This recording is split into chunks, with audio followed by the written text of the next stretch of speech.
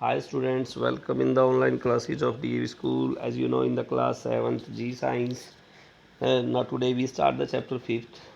In the previous lecture we complete the chapter 4th question answers.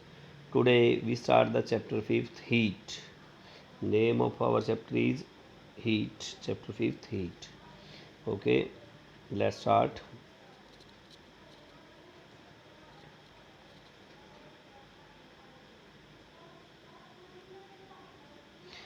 We are all familiar with the sensation of hot and cold. हम सभी ने ये महसूस किया है, sensation किया है हॉट और कोल्ड को, गर्म और ठंडे को. On hot summer day we find the uncomfortable to walk bare feet on the cemented floor as it is too hot. अभी आप लोगों ने देखा होगा कि गर्मियों के दिन ऐसे भी चल भी रहे हैं, तो एक गर्मी के दिन में ये हमें अनकंफर्टेबल महसूस होता है नंगे पाँव चलना किसी भी सीमेंटेड फ्लोर पे. During winter months we find that very floor as being too cold. सर्दियों के दिन में हम महसूस करते हैं कि वही फर्श जो है बड़ा ठंडा है.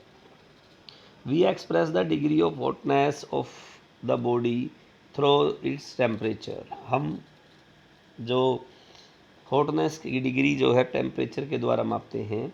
The more is temperature of body hotter as it is and vice वर्सा.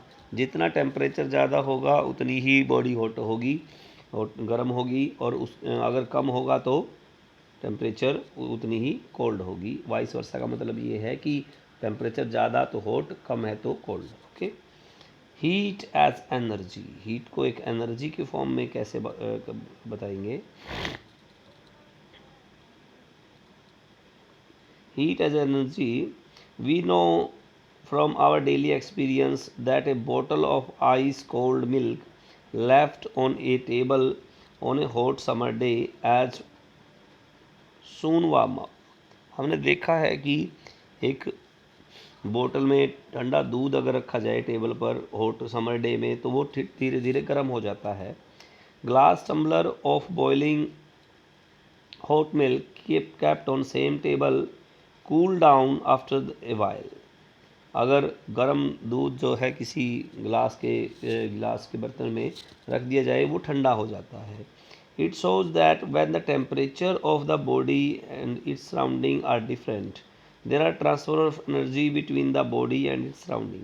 हम ये महसूस कर सकते हैं कि अगर किसी बॉडी का टेम्परेचर ज़्यादा है और वातावरण का आसपास का टेम्परेचर कम है, अलग है, तो वो हीट एक वो टेम्परेचर जो ट्रांसफ़र होता है, एनर्जी ट्रांसफ़र होती है.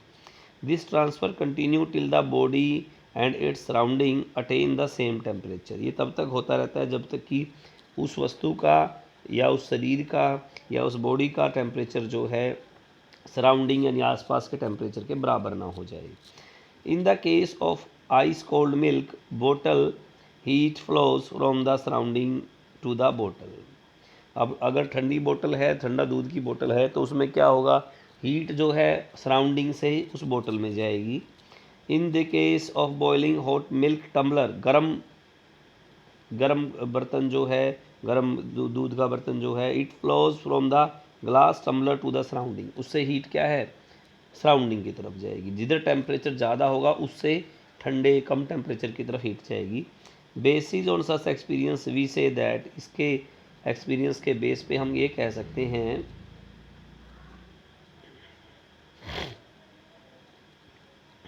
First one, heat is form of energy.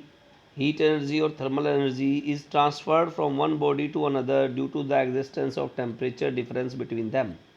Heat energy की वो फॉर्म है, हीट एनर्जी बोलें या थर्मल एनर्जी बोलें, जो ट्रांसफ़र होती है एक शरीर से दूसरे शरीर में, एक बॉडी से दूसरी बॉडी में, जहाँ की टेम्परेचर डिफरेंस अगर दोनों के बीच में है. Transfer of heat energy, thermal energy always take place from the body at higher temperature to the lower temperature. High temperature से लो टेम्परेचर की तरफ ट्रांसफ़र होती है. Now perform an activity which show that the heat is form a energy and it can convert into the another form of energy. आप ये activity read करेंगे, इसको पूरा किस तरह से हीट ट्रांसफ़र होती है. नेक्स्ट टॉपिक जो है वो पढ़ते हैं heat and temperature. Heat and temperature. We often observe that when we heat a body, its temperature rises.